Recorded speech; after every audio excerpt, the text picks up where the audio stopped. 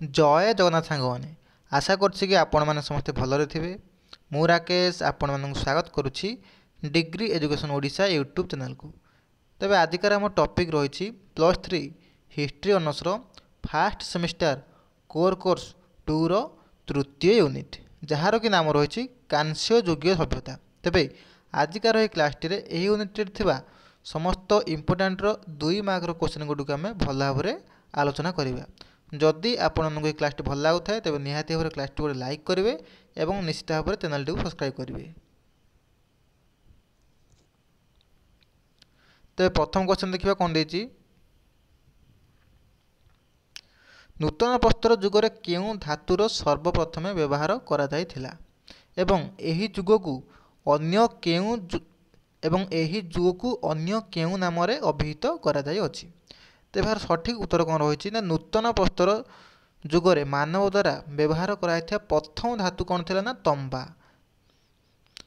प्रस्तर एवं तंबा को भित्ति करी गढ़ी उठिथिबा नूतन जुगकु ताम्र जुग बा चाल्कोलिथिक जुग बोली कुहा गला बा कुहा जाए।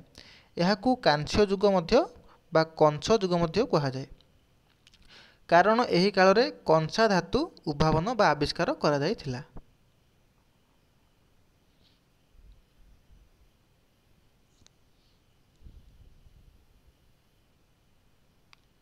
तापर आम देखा 2 नंबर क्वेश्चन कौन देती ताम्रयुगीय सभ्यतार सहर गुड़िक केउं केउं अनुष्ठान गुड़िक कार्यकारी हेउथिला। तेभार सठिक उत्तर कौन रही ना राज्यर कार्यकारिता पद्धति को साहाय्य और सुजोग प्रदान करुवा नूतन अनुष्ठान गुड़िक थिला आईन माप और ओजनर समानता कैलेंडर पद्धति समानता प्रभृति। तापर आम देखा 3 नंबर क्वेश्चन को मिसर को नील नदीर दान बोली कहीं कुहा जायछि। तेज यार सठिक उत्तर कौन रही ना प्राचीन काल रे केनाल किंबा नदी बंध किंबा केनाल बंध नथिबारु बन्या समय नील नदी पटुमाटी सबको आनी मिसर रे जमा करुथुला। फलस्वरूप मिसर एक विस्तीर्ण पटुमाटीयुक्त उर्वर उपत्यकार सृष्टि होइथिला, जहाँकि मनुष्यर बसति स्थापन पाए सब प्रकार अनुकूल परिस्थिति को सृष्टि करथिला। मिसर एही उर्वर उपत्यकार दक्षिण रु पूर्व को विस्तृति केते किलोमीटर ना 800 किलोमीटर दैर्घ्य एवं पूर्व रु पश्चिम को विस्तृति होउछि केते ना 48 किलोमीटर प्रस्थ अटे।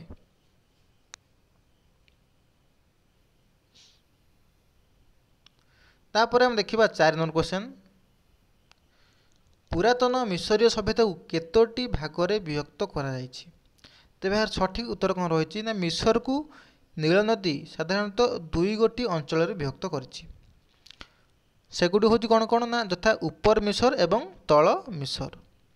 उपर मिसर एलिफांटाइन एवं मेसफिस अंचल पर्याप्त बा विस्तृत थिला। ठीक सेहीपरि एही अंचल नील नदीर उपत्यका अतीव सरू बा संकीर्ण अटे। यार प्रस्थ होछि केते किलोमीटर ना 19 किलोमीटर एवं दैर्घ्य होछि केते ना 800 किलोमीटर अटे। एही अंचल पहाड़ पर्वत एवं बाली स्तूपरे परिपूर्ण थिबारु यह चाष पाई साधारणतः अनुपयुक्त अटे। अर्थात यही अंचल रे कौन होता ना चाष साधारणतः करा जाई पारु नथिला, कारण यह अनुर्वर थिला। ठीक सेहीपरि तल मिसर राज्य कायरो नगरी ठारू नील नदी मुहां स्थित त्रिकोण भूमि पर्यंत पर्याप्त बा विस्तृत होइथिला एवं एहार दैर्घ्य होछि केतना ना 160 माइल अटे एवं एही अंचल अतीव उर्वर अटे। अर्थात तल मिसर रे कौन होता ना भल चाष होतुला।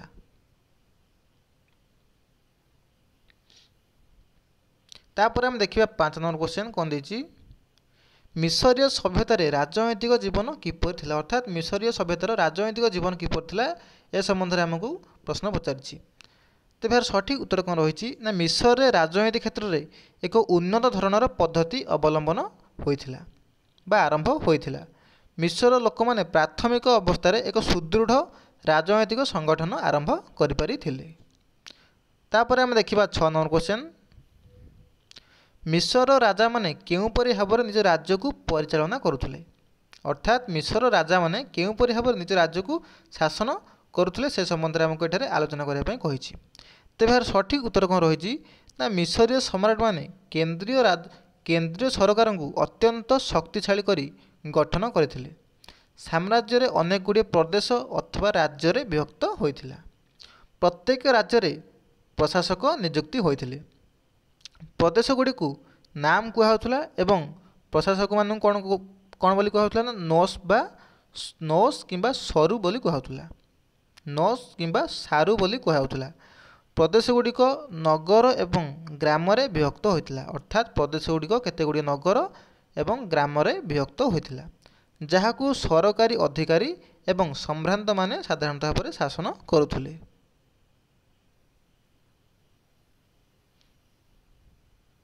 तापर हम देखिबा 7 नंबर क्वेश्चन कौन देछि ना सुमेरिय मानक अर्थनीति विषय रे एक सम्यक धारणा आमको दवा पई कहिछि। तेबार सठिक उत्तर कौन रही ना कृषि थिला कौन ना सुमेरिय मानक प्रधान व्यवसाय। ताल एवं खजूरी थिला सेमानकर मुख्य खाद्य। सेमाने मुख्यतः गहम एवं बार्ली चाष करुथुले। कुलिया साहाय्य खेतरे पानी मड़ाउथुले। सेमाने साधारणतः कुलिया नामक एक जंत्र साहाय्य सेमाने खेतरे बा बिलरे पानी मड़ाउथुले। सेमाने कृषि और जंत्रपाति सहित चकयुक्त गाड़ी मध्य तैयारी करुथुले। बलद थिला चाषर मुख्य सहयोगी, अर्थात बलद सेमानकु चाष कार्य करियारे साहाय्य करुथुला।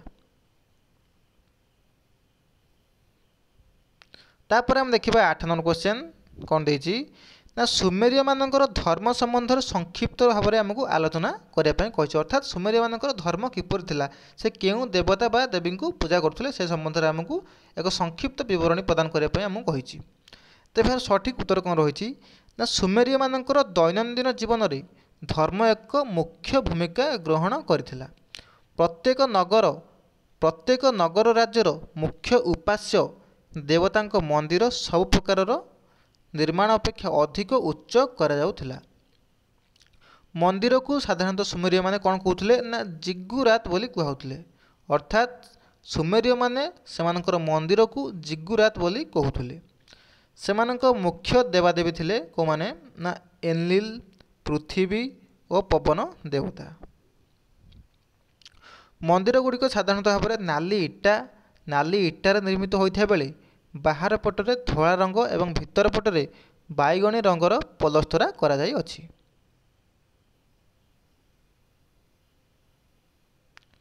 तापर हम देखिबा 9 नंबर क्वेश्चन कौन देछि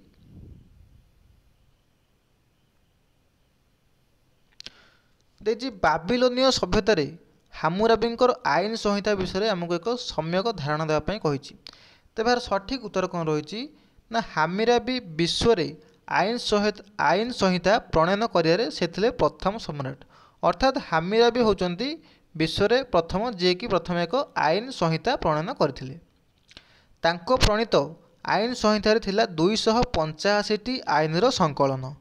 एही नीतिवाक्य गुड़िक 8 फुट उच्चता विशिष्ट एक प्रस्तर बा पत्थर खंडरे खोदित करा जाय अछि। यह आकादीय एवं सेमिटिक भाषा लिखाई अछि। यहाकू 1902 मसीह सुसा नामक स्थान आविष्कार करा जाय अछि।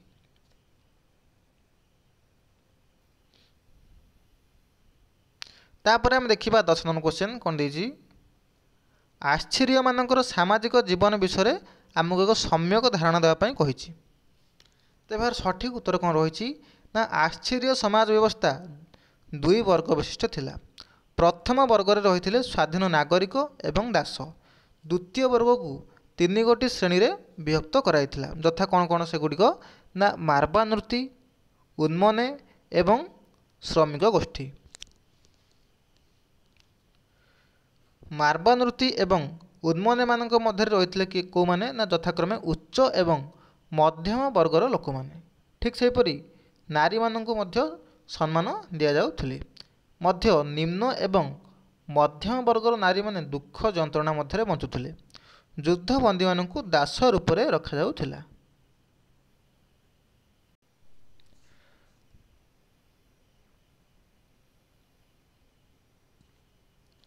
तापर देखिबा आमे 11 नंबर क्वेश्चन को कौन देछि केउ समय रे कांस्य युगीय सभ्यतार विकास होइथिला एवं एही जुगरे केउ धातुर आविष्कार होइथिला।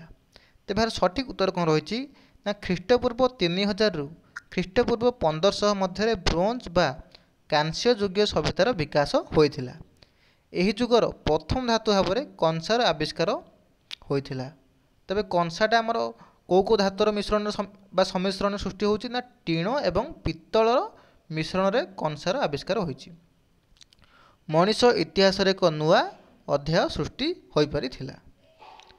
तापर हम देखिबा 12 नंबर क्वेश्चन। चाल्कोलिथिक युग कहले आमे कोन बुझू? चाल्कोलिथिक युग कहले आमे कोन बोली बुझू? तेबे यार सठिक उत्तर कौन रही ना कंसार आविष्कार प्रस्तर जुगर अग्रगति पर्यंत समय को चाल्कोलिथिक युग बोली कुहाଯାଇ थाए। एही समय रे पित्तल एवं प्रस्तर निर्मित बा पत्थर रे निर्मित उपकरण व्यवहृत होथुवारु एहार एपरि नामकरण करा जाई अछि। तापरे हम देखिबा 13 नंबर क्वेश्चन कौन देछि ना केउ समय को पिरामिड युग बोली कुहाଯାଇ थाए। तेबार सठिक उत्तर कौन रही ना ख्रीष्टपूर्व 3000 ठारू ख्रीष्टपूर्व 2500 पर्यंत 500 वर्षव्यापी समय को पिरामिड युग बोली कुहाଯାଇ थाए। एही समय मध्यरे मिस्र राजा माने सुविशाल बा बड़ बड़ पिरामिड मान निर्माण करथिले। तापर हम देखिबा 14 नंबर क्वेश्चन कौन देछि ना मिस्र सर्वप्रथम पिरामिड निर्माता किए? अर्थात मिस्र सर्वप्रथम पिरामिड को किए निर्माण करथिले? मिस्र सर्वबृहत बा सबठारु बड़ पिरामिड केउठारे अवस्थित एवं यह को किए निर्माण करथिले बा तैयारी करथिले? तेबार सठिक उत्तर कौन रही ना मिस्र सर्वप्रथम बा सबठारु प्रथमे पिरामिड किए बनैथिले ना फेरो जेसरंग समय स्थपति आमेन हतेबଙ୍କ तत्वावधान साकारा ठारे निर्मित होइथिला। मिस्र सर्वबृहत पिरामिड गिजे ठारे अवस्थित एवं यहाकू फारो खुफु निर्माण करथिले।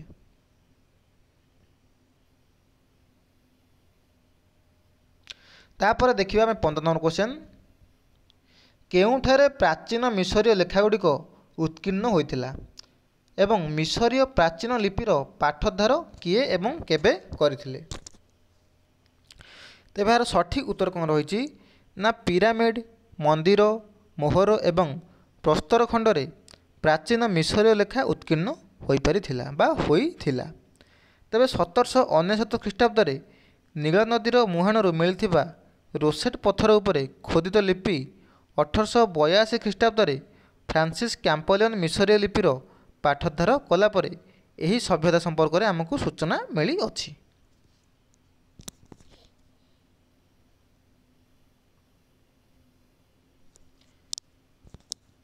तापर हम देखिबा 16 नंबर क्वेश्चन।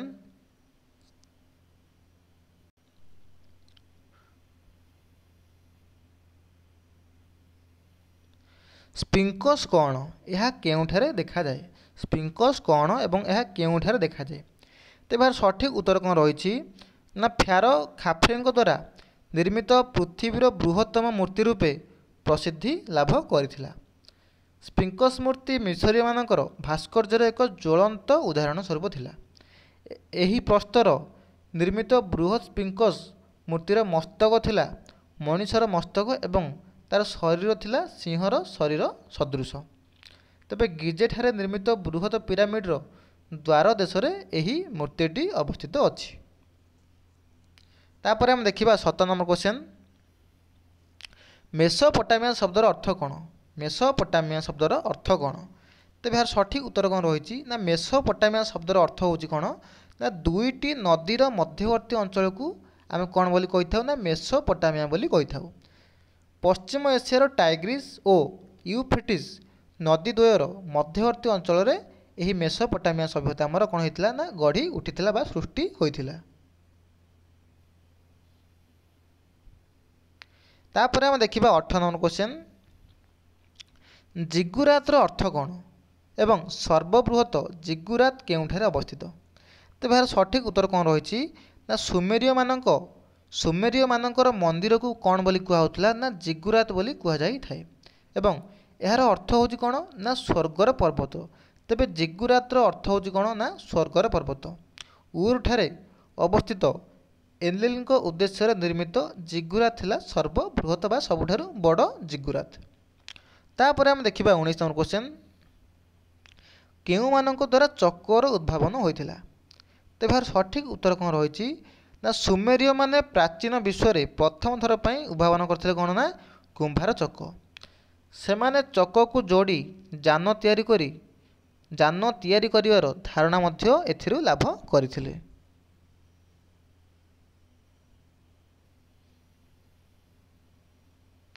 ତାପରେ ଆମେ ଦେଖିବା 20 ନମ୍ବର क्वेश्चन, ହାମୁରାବିଙ୍କ କୋଡ୍ କ'ଣ? ଏ ସମ୍ବନ୍ଧରେ ଆମକୁ ଉଲ୍ଲେଖ କରିବା ପାଇଁ କହିଛି। ତେବେ ଏହାର ସଠିକ୍ ଉତ୍ତର କ'ଣ ରହିଛି ନା ହାମୁରାବିଙ୍କ ଆଇନ ସଂହିତା ଥିଲା ଏକ ବିଧିବଦ୍ଧ ତଥା ପୂର୍ଣ୍ଣାଙ୍ଗ ଆଇନ। ଏଥିରେ ବିବାହ, ଛାଡ଼ପତ୍ର, ଭୂ ସମ୍ପତ୍ତି, ପରସ୍ପର ମଧ୍ୟରେ ଚୁକ୍ତି, ଅର୍ଥନୈତିକ ସମ୍ପର୍କ, ଭୂ ବାଣିଜ୍ୟ, ଭୂ ବନ୍ଧକ ଓ ଧର୍ମ ଆଦି ବିଷୟରେ ବିଶଦ ଭାବରେ ଆଲୋଚନା କରାଯାଇଥିଲା ବା ଆଲୋକପାତ କରାଯାଇଥିଲା। ପୁନଶ୍ଚ ନରହତ୍ୟା, ଚୋରି, ଶଠତା ଓ ଅସାଧୁ ଆଚରଣ କର୍ତ୍ତବ୍ୟରେ ଅବହେଳା ତଥା ବିଭିନ୍ନ ଅପରାଧ ପାଇଁ ଭିନ୍ନ ଭିନ୍ନ ଦଣ୍ଡ ବିଧାନର ବ୍ୟବସ୍ଥା ମଧ୍ୟ କରାଯାଇଅଛି। ଏହି ଆଇନ ସହିତ ଆଖି ବଦଳରେ ଆଖି, ଦାନ୍ତ ବଦଳରେ ଦାନ୍ତ ଥିଲା ଏହି ନିୟମର ଏକ ବିଚାର। ଜଣେ ହତ୍ୟାକାରୀ ବା ତା ପରିବାରକୁ ପ୍ରାଣଦଣ୍ଡ ହିଁ ମିଳୁଥିଲା।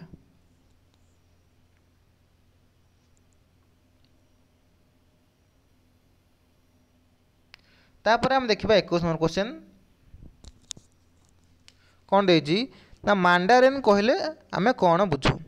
ତେବେ ଏହାର ସଠିକ୍ ଉତ୍ତର କ'ଣ ରହିଛି ନା ପ୍ରାଚୀନ ଚୀନ ସମାଜରେ ଯେକୌଣସି ସାଧାରଣ ବ୍ୟକ୍ତି ଅଧ୍ୟୟନ ଦ୍ୱାରା ନିଜ ପାଣ୍ଡିତ୍ୟର ପରିଚୟ ଦେଇ ମାଣ୍ଡାରିନ୍ ଶ୍ରେଣୀର ଅନ୍ତର୍ଭୁକ୍ତ ହୋଇପାରୁଥିଲେ। ସେମାନଙ୍କୁ ଶାସନ କାର୍ଯ୍ୟରେ ସର୍ବୋଚ୍ଚ ସ୍ଥାନ ଦିଆଯାଉଥିଲା, ଅର୍ଥାତ୍ ମାଣ୍ଡାରିନ୍ ମାନଙ୍କୁ ଶାସନ କାର୍ଯ୍ୟରେ ସବୁଠାରୁ ଉଚ୍ଚ ସ୍ଥାନ ଦିଆଯାଉଥିଲା ବା ପ୍ରଦାନ କରାଯାଉଥିଲା। ତେଣୁ ପ୍ରାଚୀନ ଚୀନରେ ଜ୍ଞାନୀ ଓ ପାଣ୍ଡିତ୍ୟ ଲାଭ କରିଥିବା ବ୍ୟକ୍ତିଙ୍କୁ କ'ଣ ବୋଲି କୁହାଯାଉଥିଲା ନା ମାଣ୍ଡାରିନ୍ ବୋଲି କୁହାଯାଉଥିଲା। ତାପରେ ଆମେ ଦେଖିବା 22 ନମ୍ବର क्वेश्चन, ମିନୋଆନ୍ ସଭ୍ୟତା କେଉଁଠାରେ ଅବସ୍ଥିତ ଏବଂ କେଉଁ ପ୍ରତ୍ନତାତ୍ତ୍ୱିକ ଅବଶେଷରୁ ଏହି ସଭ୍ୟତାର ସୂଚନା ମିଳେ? ତେବେ ଏହାର ସଠିକ୍ ଉତ୍ତର କ'ଣ ରହିଛି ନା ମିନୋଆନ୍ ସଭ୍ୟତା ଏଜିଆନ୍ ସାଗର ନିକଟବର୍ତ୍ତୀ ଅଞ୍ଚଳରେ ଅବସ୍ଥିତ ଥିଲା। କ୍ରେଟ୍ ନାମକ ଏକ ଦ୍ୱୀପର ପ୍ରତ୍ନତାତ୍ତ୍ୱିକ ଅବଶେଷରୁ ମିନୋଆନ୍ ସଭ୍ୟତା ବିଷୟରେ ଆମକୁ ସୂଚନା ମିଳିଥାଏ।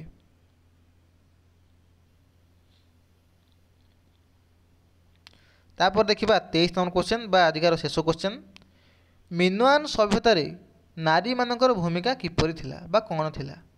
ତେବେ ଏହାର ସଠିକ୍ ଉତ୍ତର କ'ଣ ରହିଛି ନା ମିନୋଆନ୍ ସଭ୍ୟତାରେ ନାରୀମାନେ ପୁରୁଷମାନଙ୍କ ସହିତ ସମାନ ଥିଲେ। ଶାସନ କ୍ଷେତ୍ରରେ ରାଣୀ ଏକ ଗୁରୁତ୍ୱପୂର୍ଣ୍ଣ ଭୂମିକା ଗ୍ରହଣ କରୁଥିଲେ। ଏପରିକି ମୁଖ୍ୟ ପୁରୋହିତ ଭୂମିକାରେ ମଧ୍ୟ ନାରୀମାନେ ଅବତୀର୍ଣ୍ଣ ହେଉଥିଲେ। ଧନ୍ୟବାଦ ସାଙ୍ଗମାନେ, ଆଶା କରୁଛି କି ଆପଣଙ୍କୁ ଏହି କ୍ଲାସ୍ଟି ଭଲ ଲାଗିଥିବ। ଯଦି ଆପଣଙ୍କୁ ଏହି କ୍ଲାସ୍ଟି ଭଲ ଲାଗିଥାଏ ତେବେ ନିହାତି ଭାବରେ କ୍ଲାସ୍ଟି ଗୋଟେ ଲାଇକ୍ କରିବେ ଏବଂ ନିଶ୍ଚିତ ଭାବରେ ଚ୍ୟାନେଲଟିକୁ ସବସ୍କ୍ରାଇବ୍ କରିବେ।